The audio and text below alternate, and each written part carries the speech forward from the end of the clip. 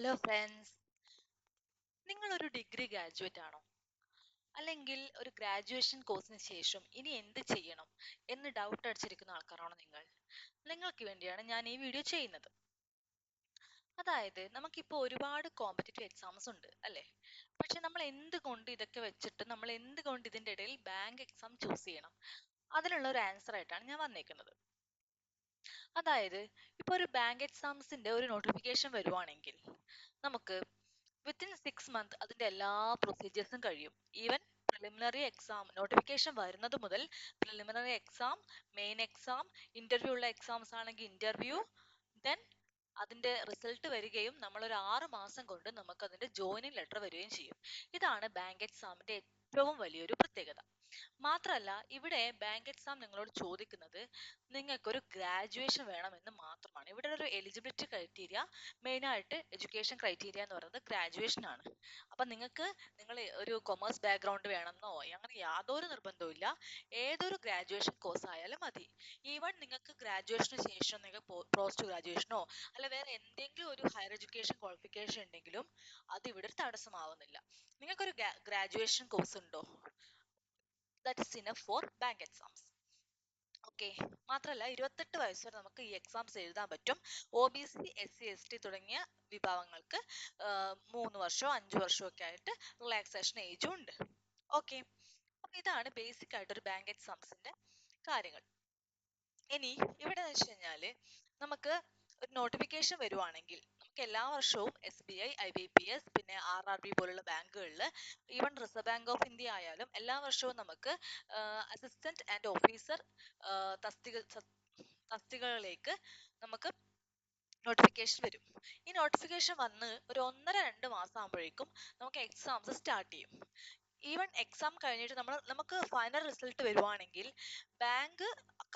Bank പറഞ്ഞേക്കുന്ന cut ഓഫിന് മേലെ കയറിയ ആൾക്കാരുടെ പേര് ലിസ്റ്റ് ഇട്ട് കഴിഞ്ഞാൽ ഈ ലിസ്റ്റിലുള്ള എല്ലാവർക്കും ജോലിയാണ്.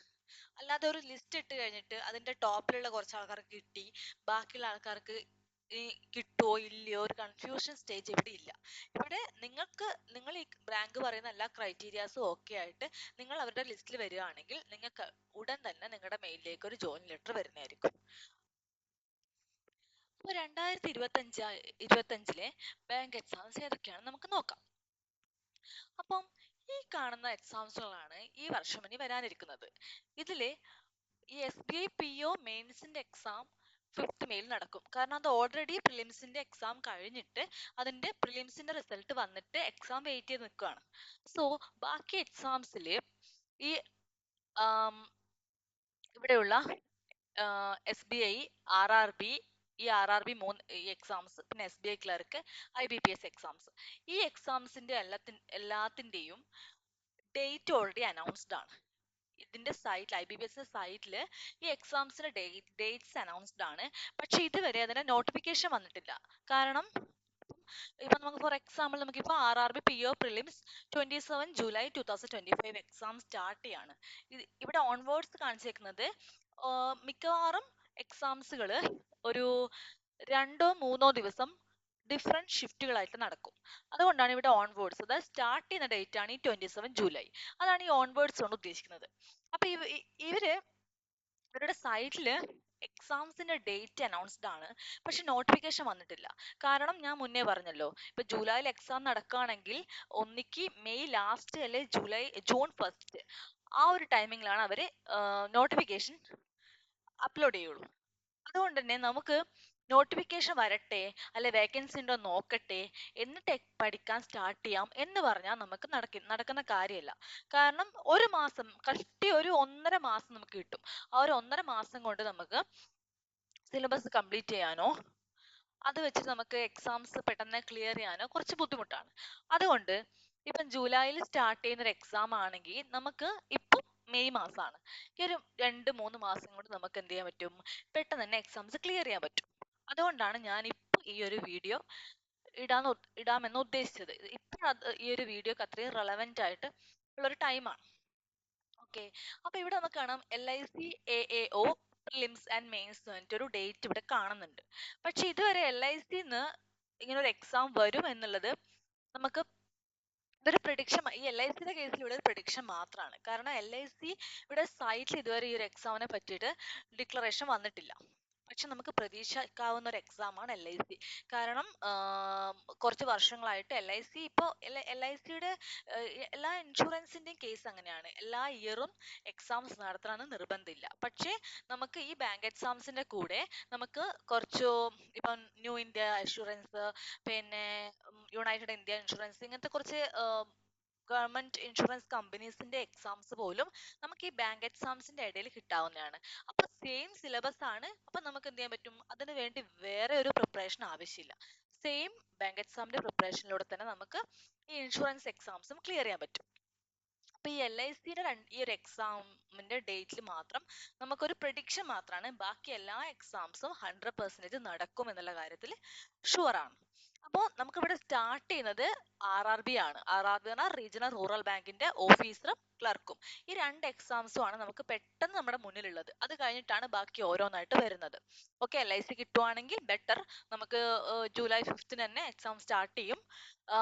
ഓക്കെ, ഞാൻ പറഞ്ഞല്ലോ എൽ ഐ സിയുടെ കാര്യം നമുക്ക് പ്രതീക്ഷിക്കാവുന്നേ ഉള്ളൂ. കിട്ടുവാണെങ്കിൽ ബെറ്റർ. അങ്ങനെയാണ് കാര്യങ്ങൾ.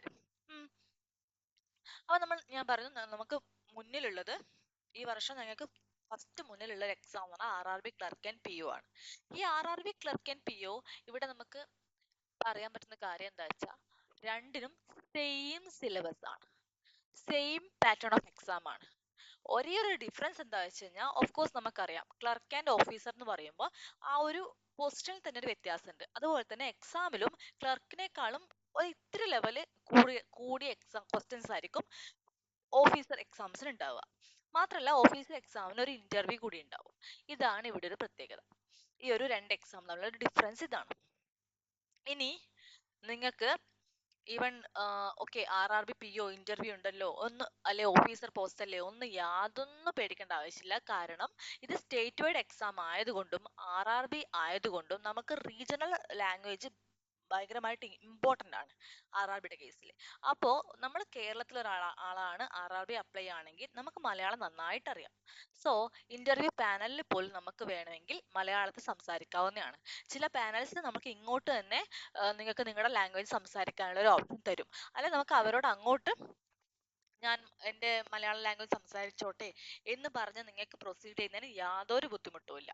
അതുകൊണ്ട് ഇന്റർവ്യൂവിനെ കുറിച്ചൊന്നും ആരും പേടിക്കണ്ട. ഇപ്പൊ ഇപ്പൊ നമുക്കിപ്പം ഇംഗ്ലീഷ് എന്ന് പറയുന്നത് ഗ്ലോബൽ ലാംഗ്വേജ് ആയതുകൊണ്ട് തന്നെ ഇന്റർവ്യൂസ് ഇംഗ്ലീഷിലാണ് നടക്കുന്നത്. പക്ഷെ നമുക്ക് അവിടെ വേണമെങ്കിൽ ഇങ്ങനെ ഒരു ഓപ്ഷൻ കൂടി ഉണ്ട് എന്ന് മനസ്സിലാക്കുക. മാത്രമല്ല ഈ R R B P O and R R B ക്ലർക്കിന്റെ പ്രിലിമിനറി എക്സാമിനിൽ നമുക്ക് ഇംഗ്ലീഷ് ഇല്ല, only maths and reasoning. So അതും നമുക്കൊരു അഡ്വാൻറ്റേജ് ആണ്. ബാക്കി ഐ ബി പി എസ് ആയിക്കോട്ടെ എസ് ബി ഐ ആയിക്കോട്ടെ ബാക്കി എല്ലാ എക്സാംസിനും വേറെ പാറ്റേൺ ആണ്. അതിന് പ്രിലിംസിനും മെയിൻസിനും ഒക്കെ ഇംഗ്ലീഷ് ഉണ്ട്. ഇവിടെ പ്രിലിംസിന് ഇംഗ്ലീഷ് ഇല്ല. ബാക്കി മെയിൻസ് ഒക്കെ ഇംഗ്ലീഷ് ഉണ്ട്. പക്ഷെ നമുക്ക് പ്രിലിംസ് ഈസി ആയിട്ട് ക്ലിയർ ചെയ്യാവുന്നതാണ്. ഇംഗ്ലീഷ് ബുദ്ധിമുട്ടുള്ള ആൾക്കാർക്ക് പ്രിലിംസ് ഇവിടെ ഭയങ്കരമായിട്ട് ഹെൽപ്ഫുൾ ആയിരിക്കും. ഓക്കെ, ഇനി ഞാൻ പറയാൻ പോകുന്നത് ആർ ആർ ബി ക്ലർക്ക് എക്സാമിന്റെ പ്രിലിംസിന്റെ പാറ്റേൺ ആണ്. ഞാൻ പറഞ്ഞു ആർ ആർ ബി ക്ലർക്ക് ആയാലും പി ഒ ആയാലും പ്രിലിംസ് ആയാലും മെയിൻസ് ആയാലും സെയിം പാറ്റേൺ ആണ്. ഇവിടെ ആർ ആർ ബി ക്ലർക്കിന്റെ ഇതിപ്പോ ഞാൻ ഐ ബി പി എസിന്റെ സൈറ്റിൽ നിന്ന് തന്നെ എടുത്തിട്ട് ഇട്ടേക്കുന്ന ഒരു സ്ലൈഡ് ആണ്. ഇവിടെ കണ്ടോ, രണ്ട് സബ്ജക്റ്റ് മാത്രമേ ഉള്ളൂ, റീസണിങ്, ന്യൂമറിക്കൽ എബിലിറ്റി. മാത്രമല്ല മീഡിയം ഓഫ് എക്സാം ഇവിടെ സ്റ്റാർ ഇട്ടേക്കുന്നത് എന്താ വെച്ച് കഴിഞ്ഞാൽ നിങ്ങൾക്ക് നിങ്ങളുടെ ലാംഗ്വേജിൽ ഈവൻ മലയാളത്തിലാണെങ്കിൽ മലയാളത്തിൽ എക്സാം എഴുതാൻ പറ്റും. ഏതാണോ നിങ്ങളുടെ ലാംഗ്വേജ് ആ ലാംഗ്വേജിൽ നിങ്ങൾക്ക് ഇവിടെ എക്സാമിന് അപ്ലൈ ചെയ്യാൻ പറ്റും. രണ്ടും 40 ക്വസ്റ്റ്യൻസ് ആണ്. രണ്ടിനും 40 മാർക്സ് ആണ്. ഓക്കെ, ഇവിടെ എന്താന്ന് വെച്ച് കഴിഞ്ഞാൽ ടൈം നമുക്ക് മുന്നത്തെ വർഷങ്ങളിലൊക്കെ ടൈം കോമ്പോസിറ്റ് ടൈം ആയിരുന്നു. പക്ഷേ ഇതിപ്പം നമ്മൾ ആർ ആർ ബിയുടെ പഴയ സൈറ്റിൽ നിന്ന് എടുത്തിട്ടത് കൊണ്ടാണ് ഇങ്ങനെ വന്നേക്കുന്നത്. കാരണം കഴിഞ്ഞ വർഷം മുതൽ 2024 ആർ ആർ ബി എക്സാം മുതൽ നമുക്കിങ്ങനെ കോമ്പോസിറ്റ് ടൈം അല്ല, 25 മിനിറ്റ്സ് റീസണിങ്ങും 20 മിനിറ്റ്സ് മാത്സും, അങ്ങനെയാണ് 45 മിനിറ്റ്സ് വരുന്നത്. ഇവിടെ 25 മിനിറ്റ്സും 20 മിനിറ്റ്സും. ഓക്കെ, ഇത് പഴയ സ്ലൈഡിൽ നിന്ന് എടുത്തത് കൊണ്ടാണ് ഈ കോമ്പോസിറ്റ് ടൈമിംഗ് വരുന്നത്. അതിൽ RRB ഈ വർഷം ചേഞ്ച് വരുത്തിയിട്ടുണ്ട്. ഓക്കെ, അത് ശ്രദ്ധിക്കുക. അങ്ങനെയാണെങ്കിൽ പോലും നമുക്ക് റീസണിങ്ങിൽ 25 മിനിറ്റ് കിട്ടുന്നുണ്ട്, മാത്സിൽ 20 മിനിറ്റ് കിട്ടുന്നുണ്ട്. അപ്പോൾ നമുക്ക് RRBയുടെ കേസിൽ നിങ്ങൾക്ക് എടുത്ത് നോക്കിയാൽ കാണാൻ പറ്റും, അത്രയും ഈസി ക്വസ്റ്റ്യൻസ് ആണ്. നമുക്ക് 1 by 1 ആയിട്ട് പെട്ടെന്ന് തന്നെ ചെയ്തു പോകാം. ഈവൻ ക്വസ്റ്റ്യൻസ് സെലക്ട് ചെയ്ത് ചെയ്യാണ്ട് പോലും നമുക്ക് എന്ത് ചെയ്യാൻ പറ്റും, 1 by 1 ക്വസ്റ്റ്യൻസ് ചെയ്യാൻ പറ്റും. അത്രയും ഈസി ആയിരിക്കും. 80 ഔട്ട് ഓഫ് 80 ചെയ്യാൻ പറ്റുന്ന തരത്തിലുള്ള എക്സാംസ് ആയിരിക്കും. അതിന്റെ അനുസരിച്ച് തന്നെ കട്ട് ഓഫ് ഉണ്ടാവും, പക്ഷെ എക്സാം അത്രയും ഈസി ആയിരിക്കും. കട്ട് ഓഫ് നമ്മുടെ വേക്കൻസിയും നമ്മുടെ കോമ്പറ്റീഷൻ ലെവലൊക്കെ അനുസരിച്ചിട്ട് ഓരോ വർഷവും വ്യത്യാസമായിരിക്കും. ഓക്കെ, ഇതാണ് RRB ക്ലർക്ക് മെയിൻസ് എക്സാമിനേഷന്റെ പാറ്റേൺ. ഇവിടെയും കോമ്പോസിറ്റ് ടൈം അല്ല, കഴിഞ്ഞ വർഷം മുതൽ ടൈമിങ്ങിൽ വ്യത്യാസമുണ്ട്. അത് ഞാൻ അടുത്ത വീഡിയോ മുതൽ എങ്ങനെയാണ് ഈ വർഷം എങ്ങനെയാണ് ടൈമിങ്ങിൽ വ്യത്യാസം വന്നതെന്ന് കാണിച്ചു തരാം.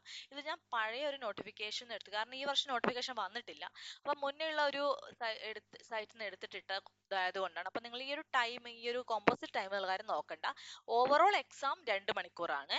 ഇതിൽ എങ്ങനെയാണ് എനിക്ക് തോന്നുന്നു, എൻ്റെ ഒരു ഓർമ്മ ശരിയാണെങ്കിൽ ന്യൂമറിക്കൽ ആൻഡ് റീസണിങ്ങിന് 30 minutes ആൻഡ്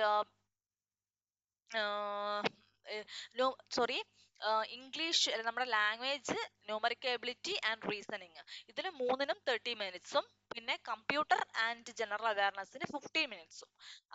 അങ്ങനെയാണ് ടൈമിന്റെ ഡിവിഷൻ വരുന്നത്. അപ്പൊ അത് ഞാൻ കറക്റ്റ് അടുത്ത വീഡിയോയിൽ ഞാൻ പറയുന്നതായിരിക്കും. അല്ല, നിങ്ങൾക്ക് ഇതിന്റെ സൈറ്റ് കയറി നോക്കിയാൽ തന്നെ മനസ്സിലാവും.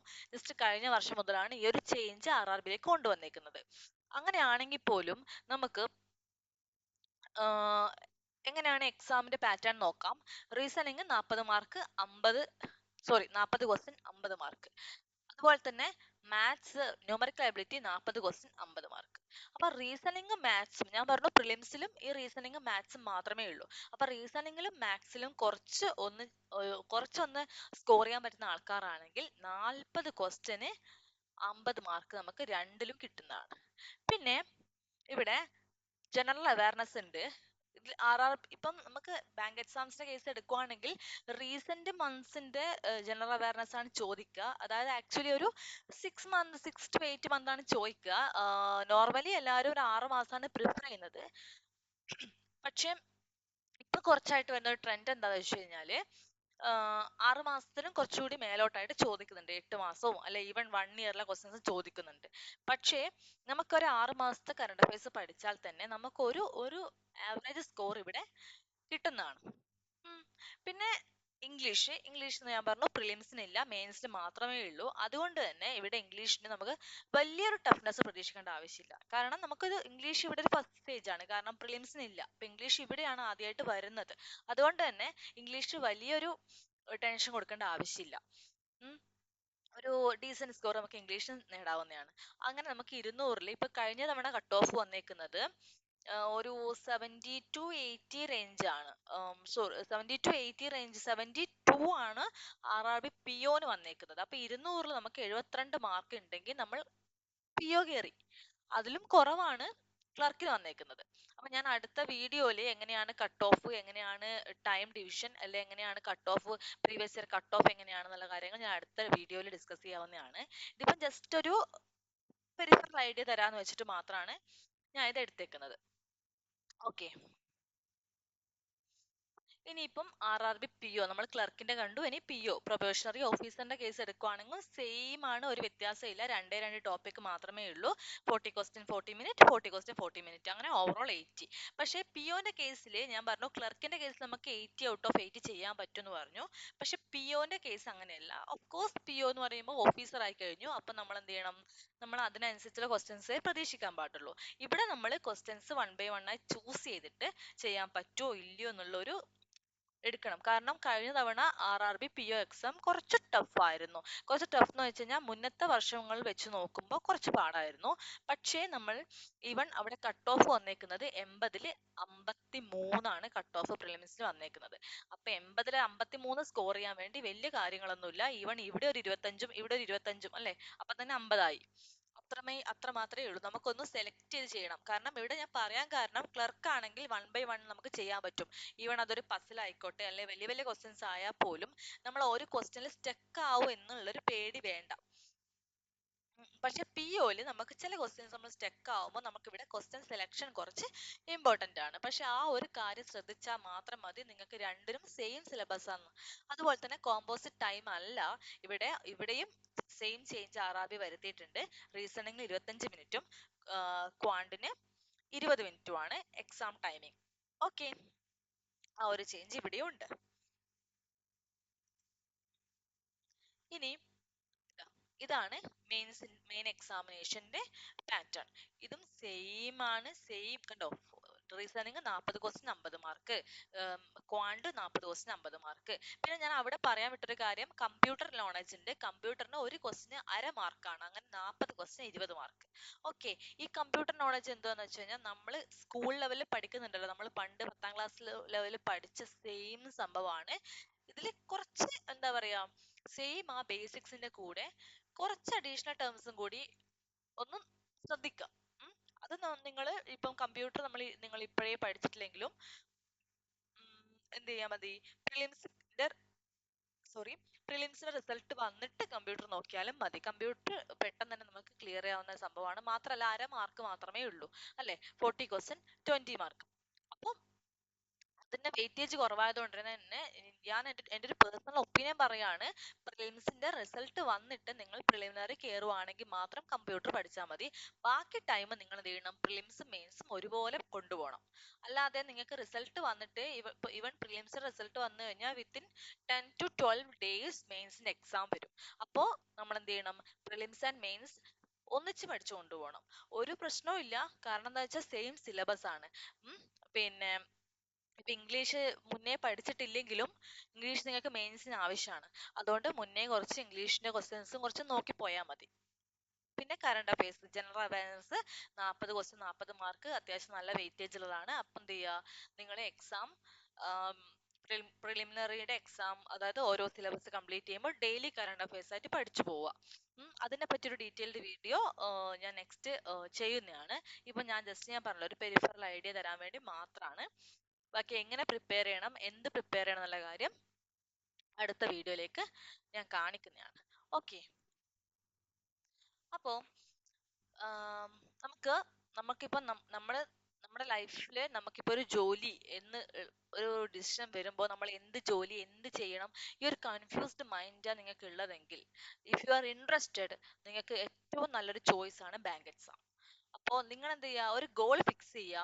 അപ്പൊ ഒരു ഗോൾ ഫിക്സ് ചെയ്യാൻ പറ്റിയ ഏറ്റവും ബെസ്റ്റ് ടൈമാണിത്. ഞാൻ പറഞ്ഞു ജൂലൈയിൽ നോട്ടിഫിക്കേഷൻ ഇതുവരെ വന്നിട്ടില്ല. ജൂലൈ ഓൺവേർഡ്സ്, അതും ജൂലൈ 27 ഓൺവേർഡ്സ് ആണ് എക്സാം തുടങ്ങാൻ പോകുന്നത്. സോ നിങ്ങൾക്ക് നല്ല സമയമുണ്ട്. അപ്പോൾ ഒരു ബാങ്ക് എക്സാം ക്രാക്ക് ചെയ്യണം, എനിക്കിത് എൻ്റെ ഗോൾ ഇതാണ് എന്ന് നിങ്ങൾ തീരുമാനിച്ച് വരികയാണെങ്കിൽ നിങ്ങൾക്കിത് നല്ലൊരു സമയമാണ്.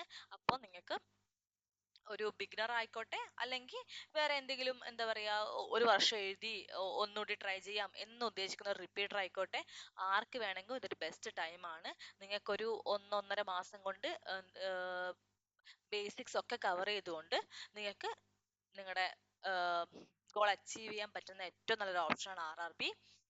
സോ RRBക്ക് കഴിഞ്ഞ 2 വർഷമായിട്ട് RRB POന് അത്യാവശ്യം അറൌണ്ട് 200 താഴെയാണ്, 195 185 ആ റേഞ്ചിൽ കേരളത്തിൽ വേക്കൻസി ഉണ്ടായിരുന്നു. ക്ലർക്കിന് കഴിഞ്ഞ വർഷം 100 വേക്കൻസി ആയിരുന്നു, അതിന് മുന്നത്തെ വർഷം 60 വേക്കൻസി ആയിരുന്നു. അതുകൊണ്ട് തന്നെ നമുക്ക് ഈ വർഷം നമുക്ക് RRBക്ക് കുറച്ചുകൂടി വേക്കൻസി പ്രതീക്ഷിക്കാവുന്നതാണ്. ബട്ട് നമുക്കിപ്പം നോട്ടിഫിക്കേഷൻ വന്നിട്ട് വേക്കൻസി ഉണ്ടോ ഇല്ലയോ നമുക്ക് അങ്ങനെ നോക്കിയിട്ട് പഠിക്കാൻ തുടങ്ങിക്കഴിഞ്ഞാൽ ഒരു ബിഗിനർ എന്നുള്ള നിലക്ക് അതൊരു ബുദ്ധിമുട്ടായിരിക്കും. അപ്പോൾ നമ്മൾ എന്ത് ചെയ്യുക, പഠിച്ചു തുടങ്ങുക. അപ്പോൾ ഈവൻ RRBക്ക് വേക്കൻസി കുറവാണെങ്കിൽ, നമ്മൾ പ്രതീക്ഷിച്ച വേക്കൻസി ഇല്ലെങ്കിൽ പോലും നമുക്ക് നെക്സ്റ്റ് തന്നെ SBIയും IBPS ഒക്കെ വിളിക്കാൻ പോകുന്നുണ്ട്. അപ്പോൾ ഒന്നും നമ്മൾ ചെയ്യുന്ന എഫേർട്ട് എവിടെയും നമുക്കൊരു വെറുതെ പഠിച്ചു എന്നുള്ളൊരു പ്രശ്നം വരില്ല.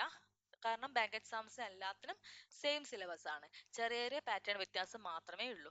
സോ പഠിച്ചു തുടങ്ങുക, നിങ്ങളുടെ ഗോൾ പെട്ടെന്ന് തന്നെ ഫിക്സ് ചെയ്യുക, എന്നിട്ട് സ്റ്റാർട്ട് ചെയ്യുക. ഇതിന്റെ ഫർദർ വീഡിയോ, അതായത് നമ്മളിപ്പം എങ്ങനെയാണ് പഠിച്ചു തുടങ്ങേണ്ടത്, അല്ലെങ്കിൽ ഏതൊക്കെ സോഴ്സ് യൂസ് ചെയ്യണം തുടങ്ങിയ ഇതിന്റെ ഫർദർ വീഡിയോസുമായിട്ട് ഞാൻ വരുന്നതായിരിക്കും. അപ്പം എല്ലാവർക്കും all the best. Thank you for watching.